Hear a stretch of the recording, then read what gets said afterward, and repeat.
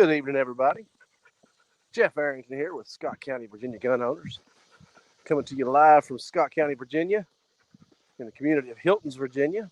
I'm just taking a walk down the road here. Got some things to take to my niece here to drop off, and gonna go pick up my daughter and walk back with her.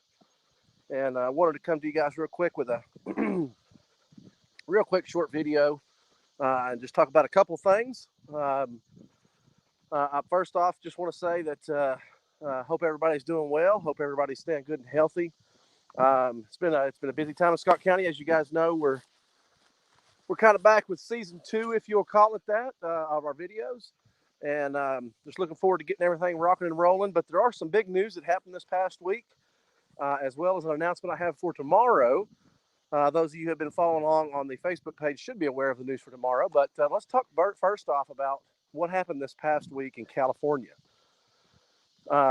Pretty big, exciting news, really. I believe that the way that I saw it, I believe there were 3 different judges that ruled that the high-capacity magazine ban in California was unconstitutional. Now, we know that's going to be contested. We know it's going to be challenged. That's okay. That's part of the game. But for those of us, first off, that understand what the Second Amendment is about, we know that that's absolutely right. It's absolutely ridiculous. You know, I saw someone post the other day that, what are you supposed to just let people have an ICBM?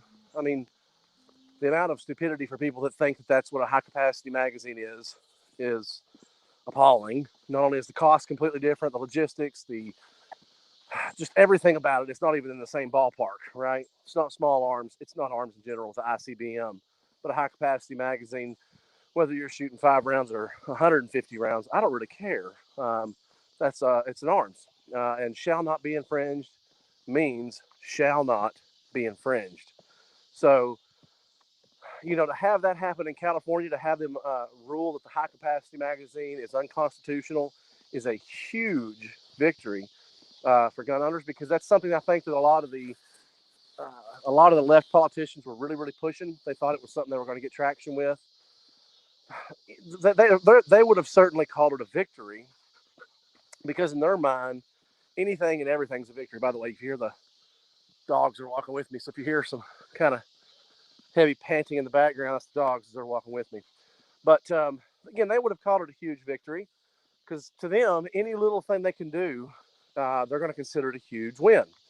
They're not going to come out and confiscate our firearms right off the bat. They're not going to come out and do something drastically huge right off the bat, because they know they can't.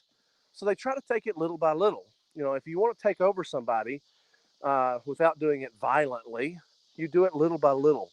As the old quote says, freedom is never more than one generation away from being lost. And I'm ad-libbing there, of course. I don't recall the exact quote, but you get the point. They're going to do it little by little. So I hope I don't see any comments coming in here. I am trying the mobile app. It's the first time trying this.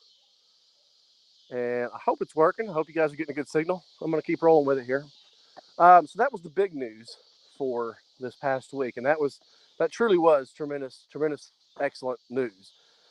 Actually, now that I think about it, I think since our last video, we said we were going to be having a meeting that week for having Scott County add a resolution against Senate Bill 35. I don't think I mentioned it in the last video, but I'm going to go ahead and mention it now. If I mention it again, that's okay too. We did get a unanimous vote on a resolution against the amendments that were added through Senate Bill 35 in Virginia. Now, what Senate Bill 35 added were 2 sections, sections E and F. There were amendments to an existing law that essentially gave local governments jurisdiction to create more gun-free zones. That's what Section E did. Section F just said they had to put signs up and it had to be properly labeled. So there's a large movement that's been moving across Virginia. As many of you are aware of the Second Amendment sanctuary statuses across Virginia. In support of that, and really as reaffirmation of that resolution, there again was a unanimous vote to have another resolution that said that they would not use their authority or their powers to to instantiate any gun-free zones or exercise their authority granted to them by SB 35. So that is excellent. Larry, it's great to see. I see the comments are working here. If you're talking about the great news for the second, if you're talking about the one in California, that is. I would also say that this resolution against SB 35 is also huge.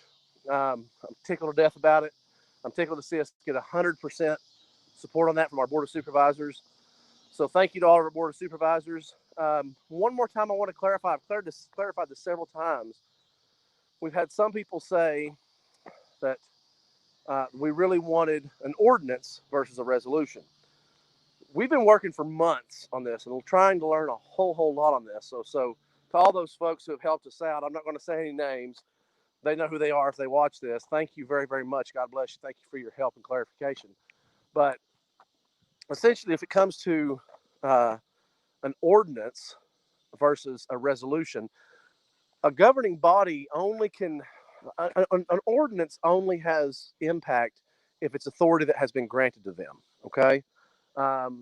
If authority has not been granted to them, then essentially it's null and void. So if they make an ordinance and try to exert some authority they don't have, then the ordinance is null and void. It means nothing. So essentially with this particular one, there's no authority that's been granted to the Board of Supervisors that gives them the authority to reject any other powers or any other authorities. So if they had made an ordinance that said that they weren't going to exercise Senate Bill 35, that's essentially trying to say that they're doing something that they have no authority to do. Okay, so it would have been null and void from a legal perspective. A resolution, on the other hand, is essentially the board verbally committing to whatever it is they form a resolution against or for. And in this case, they said that they had a resolution that they would not exercise those powers. Now, some people are saying, well, it's, a future board could overturn that. Well, whether it's an ordinance or a resolution, a future board can overturn either one of them. An ordinance would probably get maybe a little more public attention if they tried to overturn it, but a resolution will also get some public attention, and that's essentially what this is trying to do. It kind of safeguards us for the future, so that if a board wanted to try to reinstantiate those authorities, if they wanted to say we're going to exercise those authorities, they would have to have another resolution that said that they're going to do that, because it would have to essentially undo this resolution, as resolutions do apply from one board to the next. So it was a big victory. So that was also excellent. So Larry, again, yes, you said very much. I agree with you. Scott County BOS, thank you for the SB 35 vote. Absolutely. Okay, so California, huge win. Virginia, big win with the SB 35. The movement is continuing across the state. Lastly, and I'll try to, I see someone on Facebook's on here. If you guys are one of the ones out of our group, if you all could take the video, the link, and share it to our YouTube, I'd greatly appreciate it. I will get back in here and post the comment here in a little bit too. Maybe I can now. Let's see here. And guys, I apologize. This is my first time trying this from the mobile app. Let's see if this works. Oh, here we go. Sweet. Posted a comment now to YouTube. I just posted a video to go check out a Vimeo video. Scott County VA gun owners, a lot of the local folks kind of got together, made a donation to the Daniel Gade campaign, and we were able to get a billboard in Weber City, Virginia. And the billboard is, of course, promoting Daniel Gade for U.S. Senate. This is U.S. Senate. And we are kind of challenging everyone else across the entire state to do what they can to raise some resources. And let's make sure we get a Second Amendment advocate in the Senate. Now, this is the U.S. Senate. This isn't so much with the state level only, although it certainly has impacts on the state. So it's in a way more significant to the folks outside of Virginia, and it's absolutely also important for the folks in Virginia. So I hope y'all can check out that link. That just shows a little bit of the billboard, excuse me, that we put up in Weber City. Okay, and lastly, the announcement for tomorrow. So today I think today's the 16th. I believe today is August 16th. Tomorrow should be August 17th. On Monday, August 17th, Daniel Gade is going to be doing skipping around several places in Southwest Virginia. And he's going to be in Lee County. I believe he's going to be in Lebanon, a couple other locations. He was actually down here passing through earlier this evening, but he's going to be back tomorrow. And the one I want to particularly throw out there to everybody, I'd love to see everybody show up tomorrow at Grogan Park in Gate City, Virginia. It's from 3:30 to 4:30 p.m. tomorrow afternoon. Daniel Gade's going to be there for a meet and greet. I would highly encourage you guys to come out, check him out, get to know him. He's a great guy. He's a great patriot. He's a huge Second Amendment supporter. He fought for our country. He lost a leg fighting for our country, and has his website. If you go to Gade for Virginia, that's GADEFOR Virginia, VIRGINIA, gadeforvirginia.com, as his website says, and kind of the cadence that he has to say there. The catchphrase is, "It's the same oath, it's a new mission." And he's on a mission to preserve what he fought for, what he signed up for, and what he lost his leg for as an amputee. So, Daniel, we certainly support you. We'll continue supporting you. We hope to see everybody tomorrow. We need Gade for Trump support in the Senate. He must send Mark Warner home. Absolutely, Larry. Absolutely. Benny Mabe, it's great to see you. Great to have you on as well. So, guys, tomorrow from 3:30 to 4:30 in Scott County, Virginia, at Gate City. It's at the Grogan Park. You looked it up on Google. I don't have the address for it, but it's on Park Avenue or Park Drive, something like that, in Gate City. From 3:30 to 4:30, Daniel Gade will be here. If you're anywhere in Southwest Virginia tomorrow, I'm trying to think. You can send me a PM or go to Gade for Virginia. It's probably on there. I know it's on Facebook as well, on Daniel Gade, his website. If you look him up, where he's going to be doing several stops across Southwest Virginia tomorrow.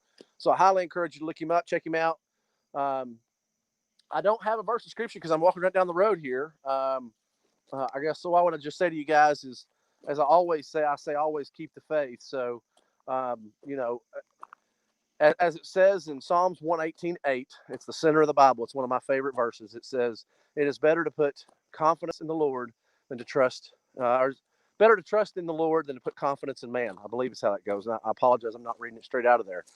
And that's absolutely true. So, as we continue this fight for our God-given rights, let's continue to have our faith. Don't lose that faith. So, until next time, guys, stay safe, fight the good fight, keep firearms close. But as always, guys, keep God closer. God bless you guys. See you soon. See you tomorrow, hopefully in Grogan Park at 3:30 to 4:30 with Daniel Gade. See you guys. God bless. Take care. Have a good night.